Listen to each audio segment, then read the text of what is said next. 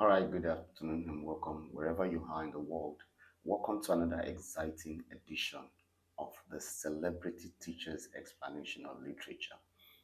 My name is Femi Michaels, aka Celebrity what? Celebrity Teacher. You get that right. All right, today on this segment, I'm going to be touching one of the poems that will be needed in the UTME or JAM, as people call it, and that's the SSC or WAEC exams, as people would call it.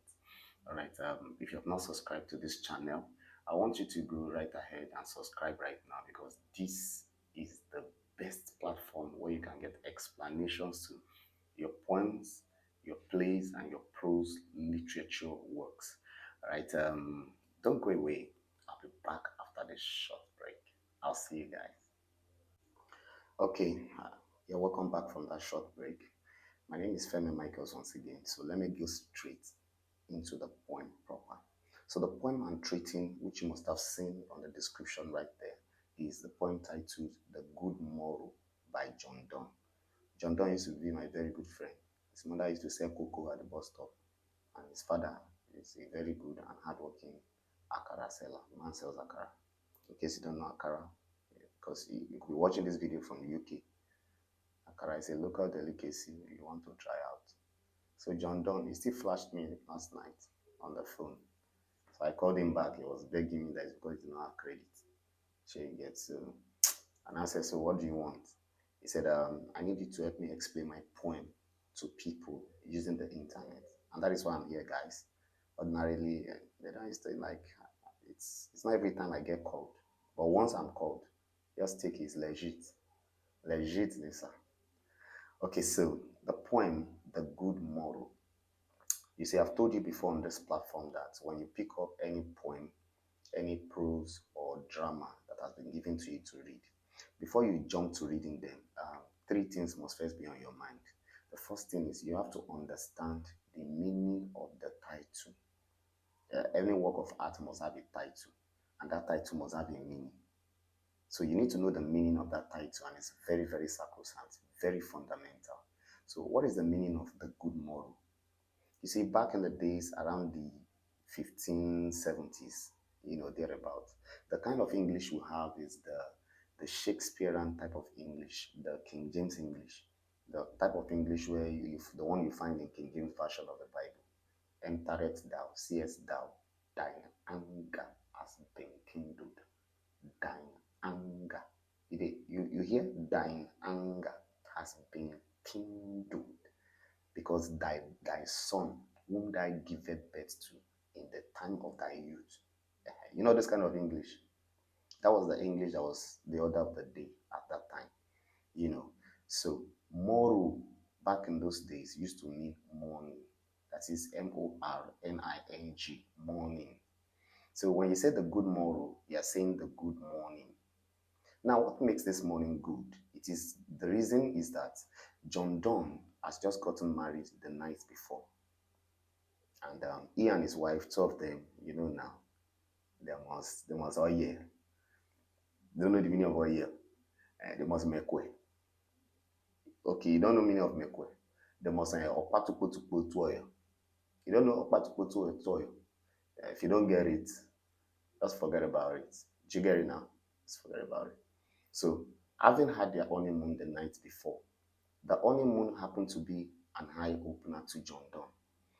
Before the night where they made love or they had sex, he discovered that the way they had been having their relationship before now, which was holding of hands, sending of love letters and flowers, singing of songs, sending flowers with perfumes and all of those things, he thought that was the best angle to relationship.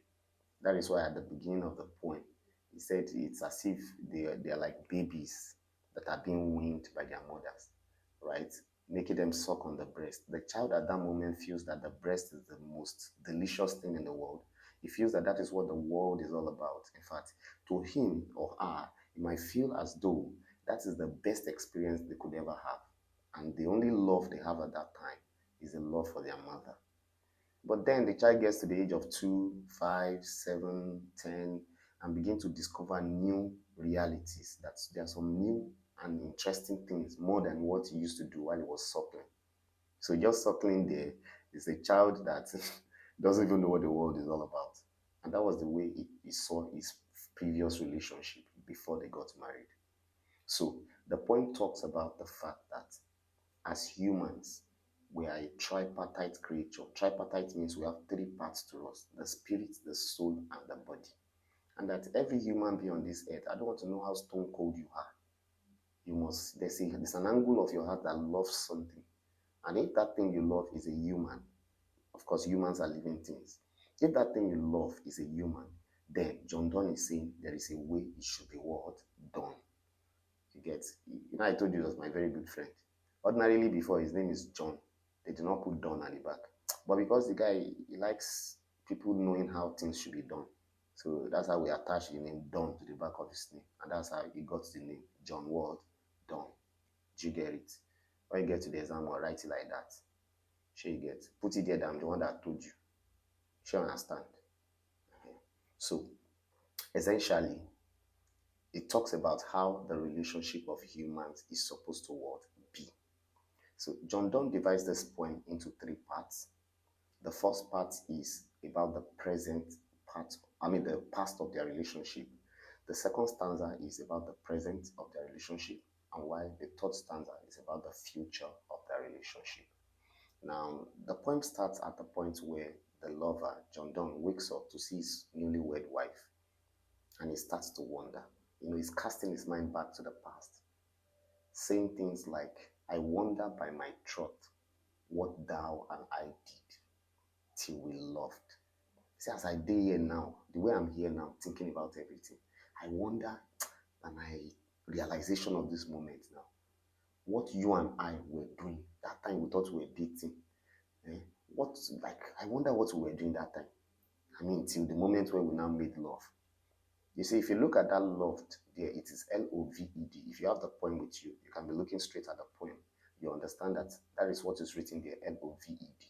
But you see, that loved has what we call sexual innuendo. First, let's split it. What is sexual? Meaning it relates to sex. Then innuendo means it talks about the irony, yes, of hidden realities. The irony of hidden realities. Loved there, right? You would think that we're talking about romantic affection or affection of emotions towards somebody. Not that kind of love, right? The loved there, which is the irony, what you were thinking is not what it is. That's where it is an irony. So the irony of hidden meanings or hidden realities, right? That's what we call innuendo. So it is a sexual innuendo. You would think that they're talking about love for one another, but loved there is to make love or to have what? Sex. So this guy is now opening his eyes and is just coming to reality that, oh, so there's even more to relationship and it is even better enjoyed on the night of wedding. Not that you should go and be doing rubbish before you got married. At the end of the day, the thing will not even have value. Even no matter how much you want to pretend that on the day of the wedding, we will pretend as if it's the first time, it will not hold value. That is what John Donne is telling. I know this poem is not for you, the way you're looking at me. Because you can't claim that you're a virgin. You know in your heart. Even me, if not because of the grace of God, this virginity of mine, do you think it would have been easy to keep it? Yeah, it's not easy. I know. So it is God. You say what? Anyway, I'm not a virgin. Is it your virginity?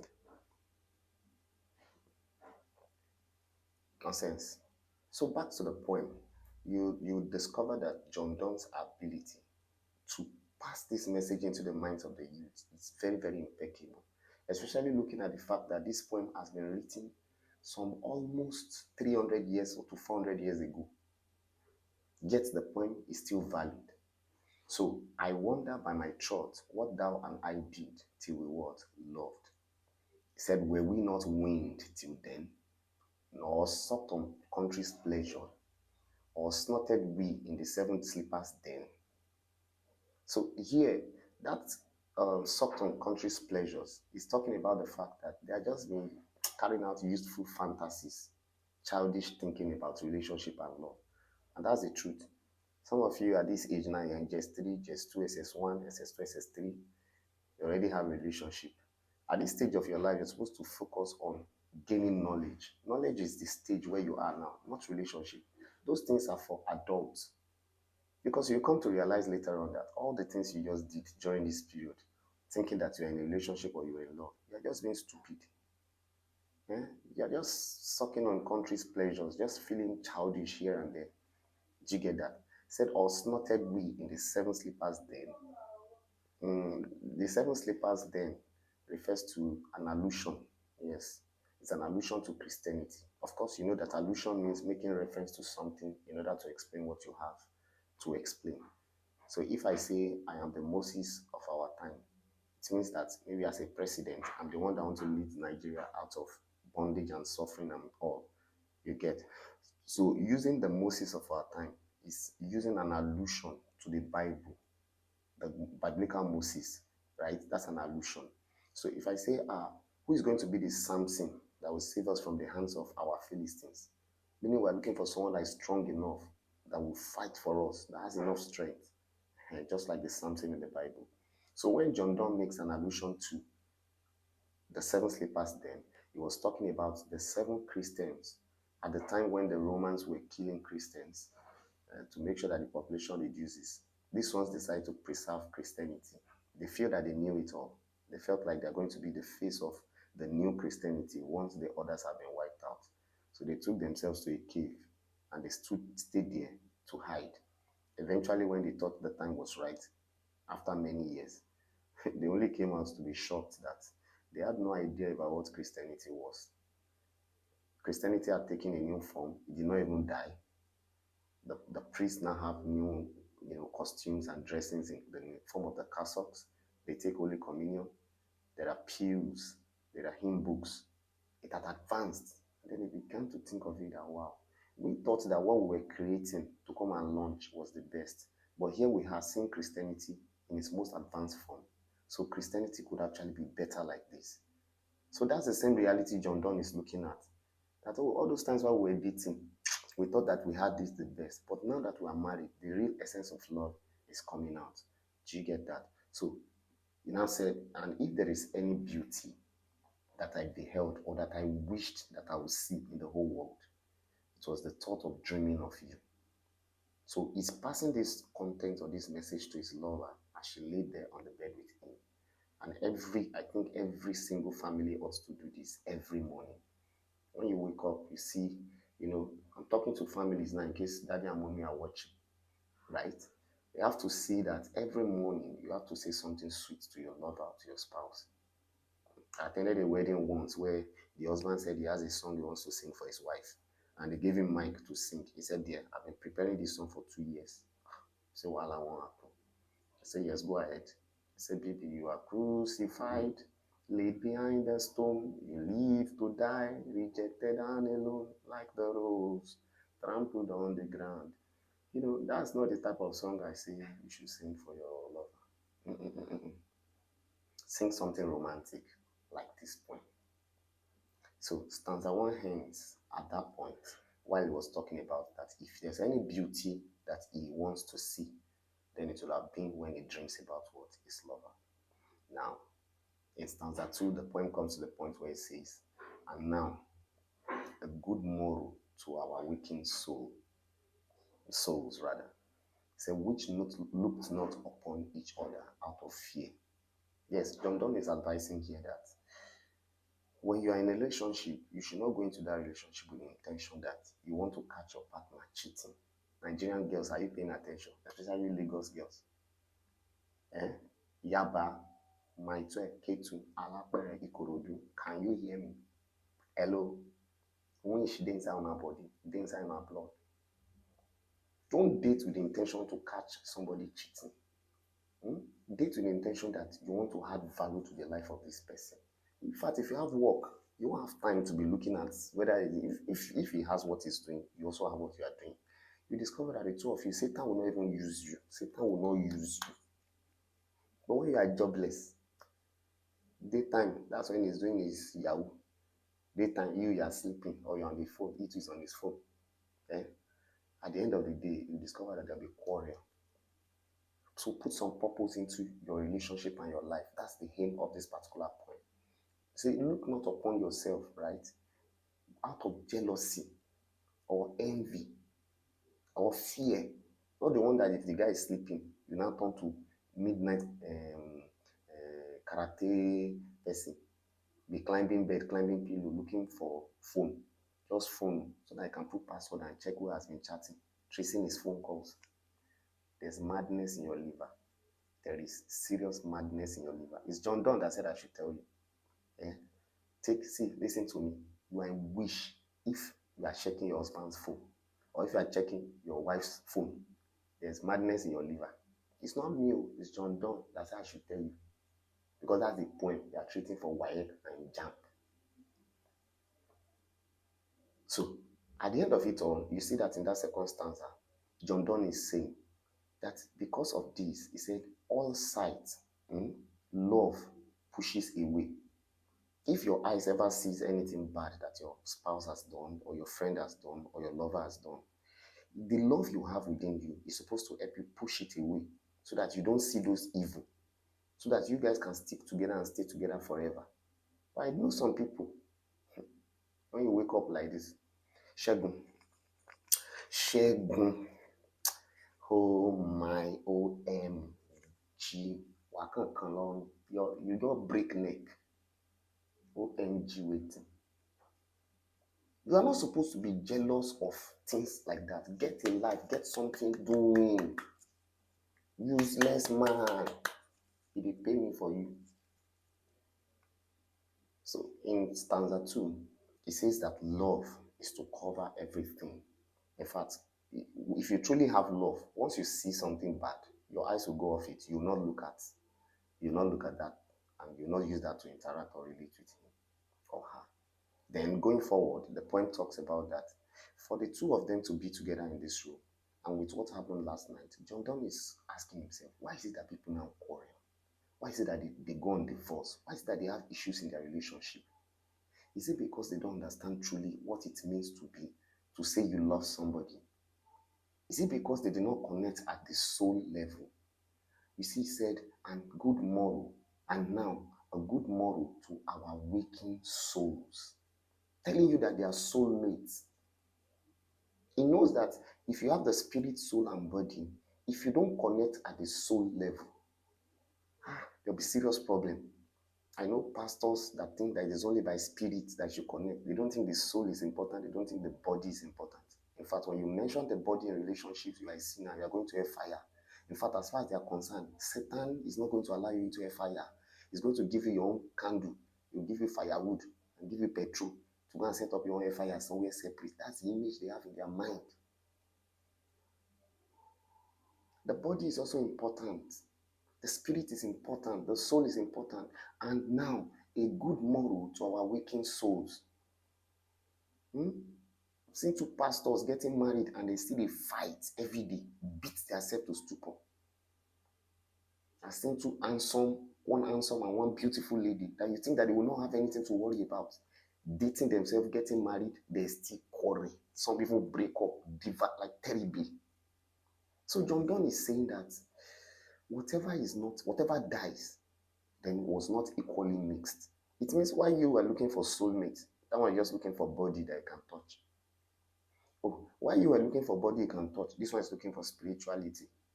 So the time where you want to make way for midnight, around 4:30 a.m., when you want when you want ewo, around that time, that's when this person is speaking in tongues. How do you now tell her to come out of the spirit? It's not possible. So these things are very crucial. I'm explaining a poem as if it's a movie or a story. But that's if you understand the story in depth, then you have another. You even catch this thing where they talk, it go enter your spirit, soul, and body. So, in stanza 3, John Donne is making us realize that, in fact, let's see discoverers and people that have amazing things to show the world. Let them travel to the ends of the earth, to the north, south, west, and eastern poles of the earth.